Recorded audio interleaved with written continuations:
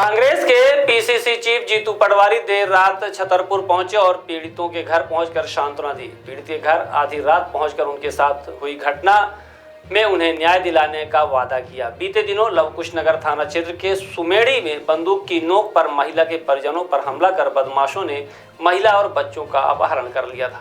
पीड़ित परिवार के साथ मुलाकात की। इसके बाद नौगांव थाना क्षेत्र के राशन की दुकान में हुई विवाद पर हुई युवक की हत्या पर जीतू पटवारी ने भी परिवारों से मुलाकात की। दोनों घटनाओं पर मोहन सरकार पर हमला बोला। कहा कि यह इन दोनों घटनाओं को लेकर विधानसभा में बीजेपी सरकार को चैन से बैठने नहीं देंगे। प्रदेश में एसपी और थानेदार करवा रहे हैं अपराध, जीतू पटवारी ने आरोप लगाया। इस दौरान जिले के कांग्रेस नेता भी मौजूद रहे। आइए सुनते हैं जीतू पटवारी ने और क्या कहा है।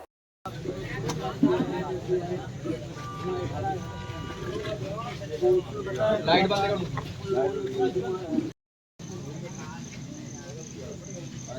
5 घंटा रिपोर्ट नहीं लिखी गई और ना कोई मृतक बयान लिए ना कोई मृतक बयान।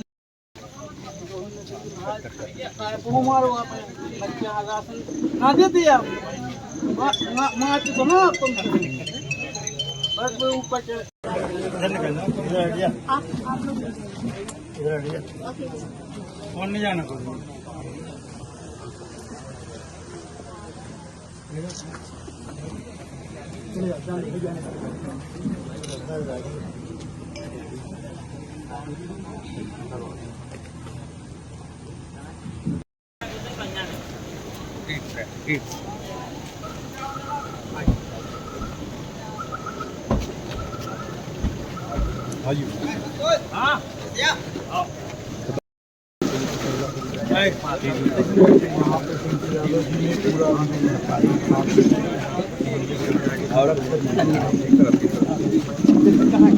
अरे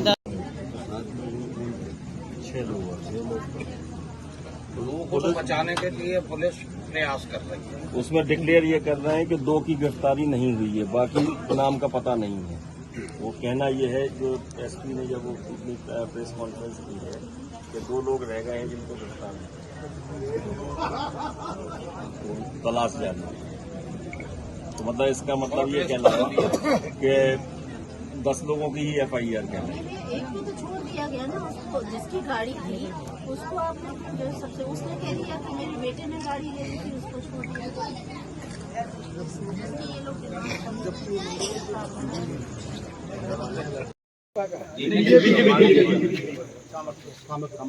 तो मैं सांसद भी बीजेपी के हैं।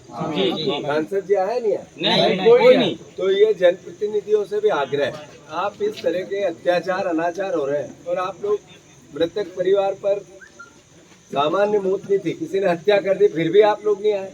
मतलब इससे बड़ी मैं पूरे हमारे छतरपुर पूरे जिले को आग्रह करना चाहता हूँ कि आप लोग कैसे जनप्रतिनिधि चुन रहे हो भाई। ये लोग किसी की मौत में, मैयत में, किसी के साथ घटना हो जाए, किसी के साथ यातनाएं हो रही, खड़े नहीं हो रहे हैं। ये बीजेपी का हम और अहंकार है इनके सर। तो आप लोग भी जाओ। ये अहिरवार का भी हम शुरू में सागर में गए, एक अहिरवार को काट दिया, गला काट दिया, ये काट दिया, वो बीजेपी के। पूरे परिवार को शोक संवेदना तो व्यक्त करना ही था, पर उनको न्याय भी दिलाना। भैया हटाना मोबाइल। तो रात को 1 बजे तक आप सब परेशान हुए, इसके लिए मैं क्षमा प्रार्थी हूँ। आप लोगों को इतनी रात तक जगना पड़ा, इसके लिए भी मैं खेद व्यक्त करता हूँ, पर हमारी भी मजबूरी थी।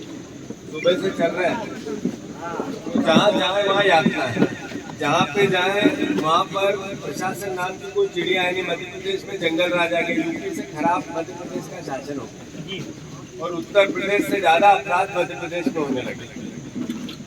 भारतीय जनता पार्टी के जो नेता है वो लगातार आम गरीब आदमी को, खासकर दलित परिवार के लोगों पर यातनाएं करता है। आज मैंने एक लिस्ट भी जारी की है इसकी भोपाल में कि पिछले 1.5 साल में कितने ST SC आरक्षित वर्ग के लोगों पर अत्याचार बीजेपी के नेताओं ने किया। उसमें एक ये पटेरिया का केस किया।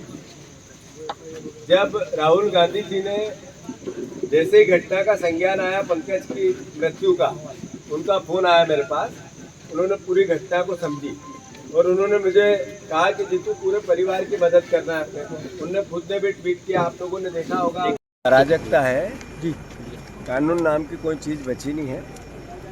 3 घटनाएं इसी गांव की सुमेड़ी की, 3 बेटियों को अलग अलग तरीके से अगवा किया गया। आज एक बेटी है, एक आज तक नहीं मिली। एक के घटना पूरे मध्य प्रदेश और पूरे उत्तर प्रदेश में पता चली। ये इस तरह की अराजकता इससे पहले कभी देखने को नहीं मिली।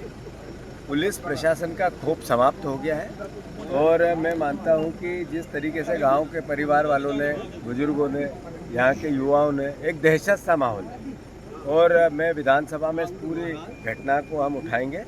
अभी मेरी एसपी से भी बात हुई है। पुलिस प्रशासन का रवैया अपराधियों को मदद करने का हो गया, जो सबसे दयनीय है। और सत्ता में जो लोग बैठे हैं वो ऐसे कामों को प्रश्रय दे रहे हैं। जो यहाँ के जनप्रतिनिधि हैं उनके करीबी बताए जा रहे हैं ये सब लोग, उनकी शय बताई जा रही है, बीजेपी के पदाधिकारियों की गाड़ियाँ बताई जा रही हैं और पुलिस प्रशासन पूरे मामले को दबाने में लगा है। तो ये अपने आप में एक तरह से सरकार अपने दायित्व के साथ खिलवाड़ कर रही है।